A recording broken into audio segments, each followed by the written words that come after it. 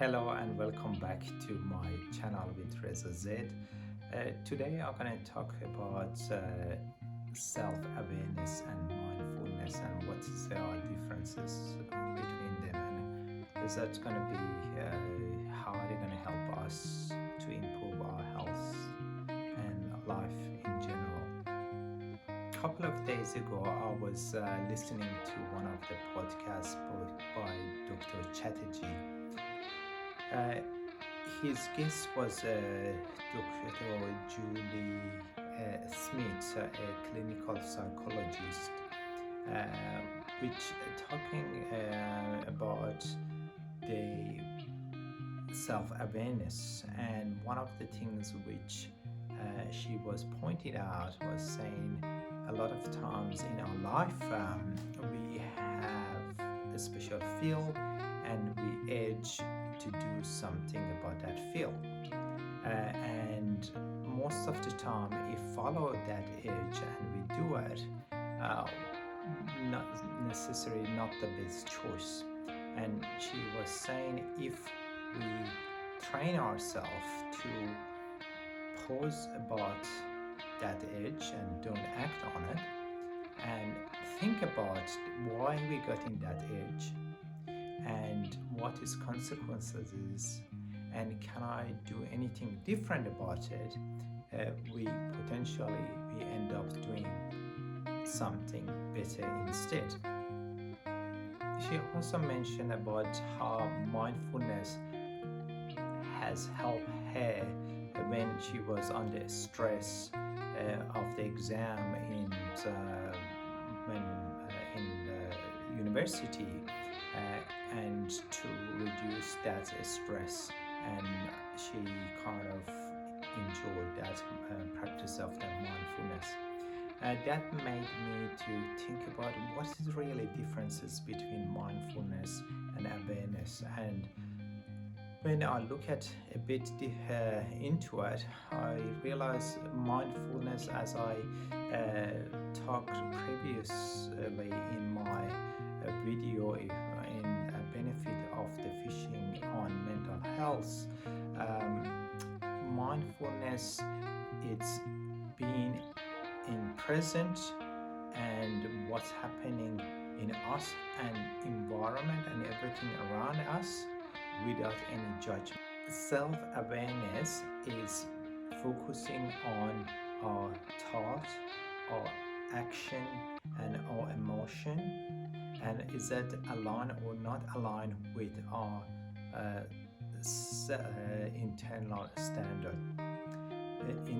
In essence, self-awareness focuses on self-reflection and understanding.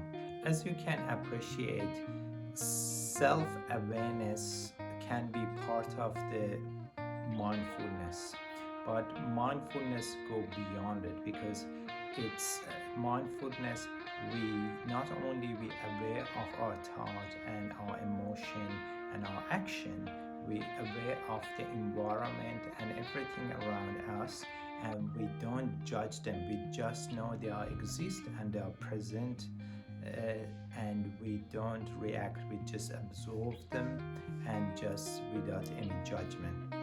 Now, after explaining to you the differences between mindfulness and self-awareness, I would like to share with you how those two skills has helped myself and my wife to improve some aspect of our life, and I hope you find it useful as well.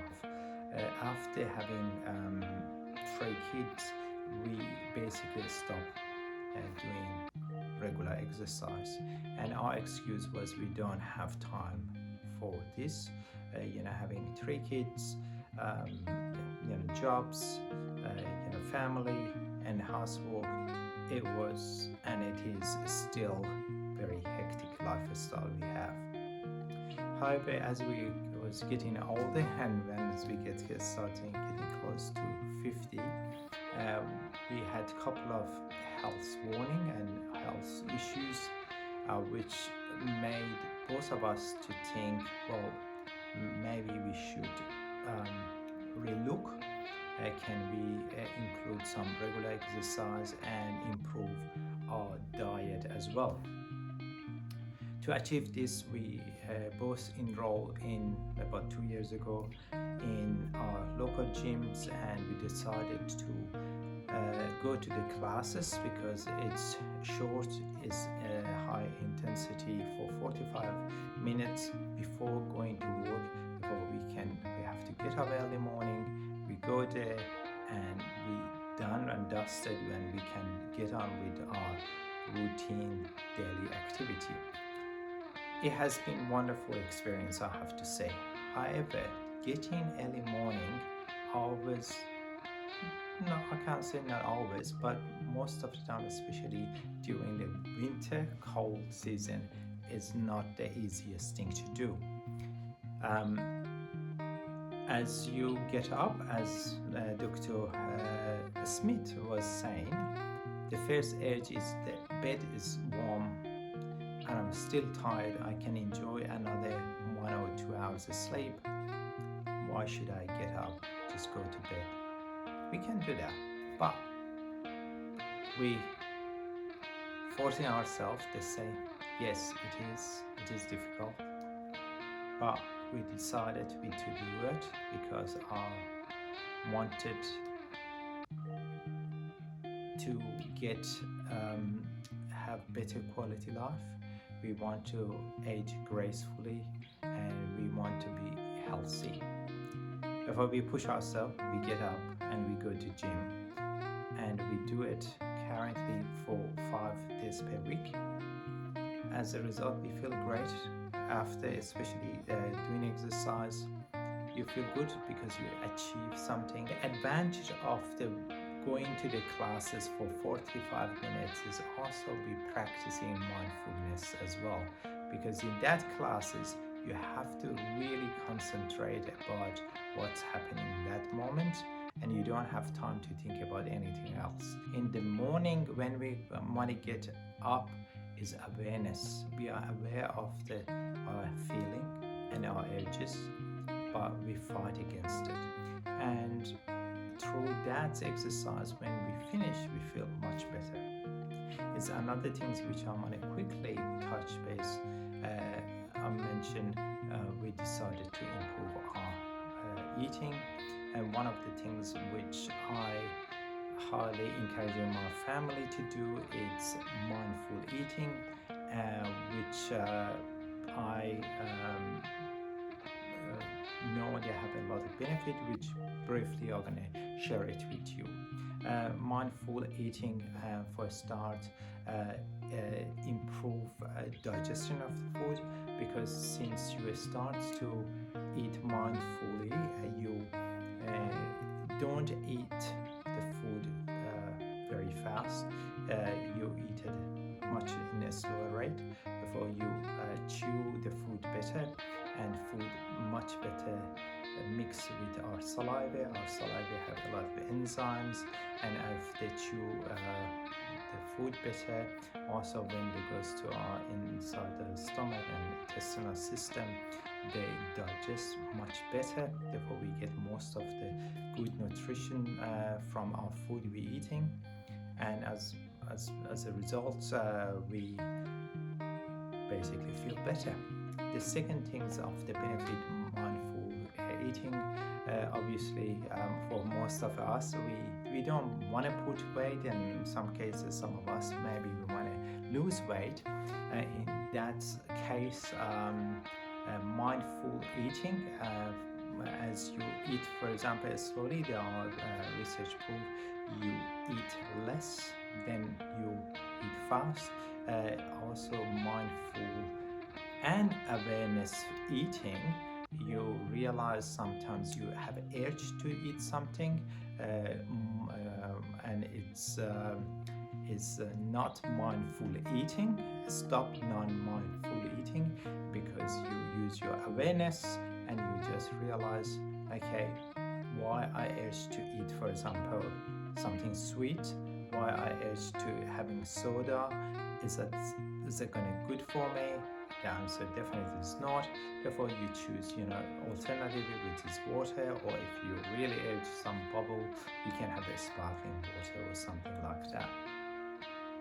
Then another benefit of the mindful eating is help you to enjoy the food more. You start to appreciate it more, and as you appreciate food more, you basically enjoy. Again, you're practicing here how the food it's become much more enjoyable. A lot of times it's happened to me before. I was having other things in my mind, or was looking at my phone, or typing something and eating something, and you finish the food and you don't know what they ask you. What was the food? What was the taste? You can't remember anything.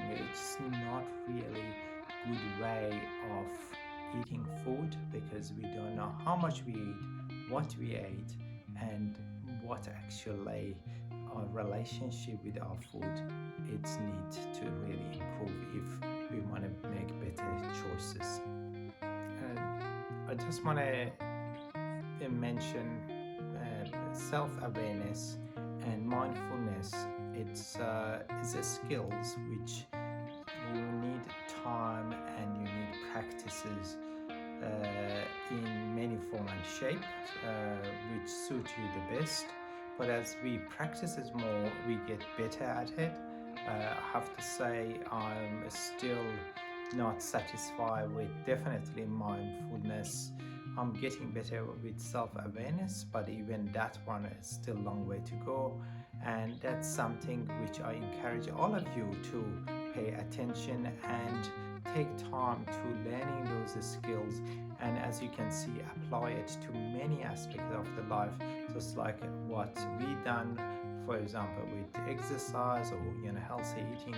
But you can do it in many aspects, depends your age and what you are. For example, if you're a student, you can apply it to your study. If you're finance, you can apply it to your finance, and many other things you can do. That's bring us to end of my video. I just want to thank you very much to watching this video. Please pass your comment and suggestion, and please share if you have any suggestion and how self-awareness and mindfulness has helped you as well. And I look forward to see you all in my next video. Thank you very much and have a great day.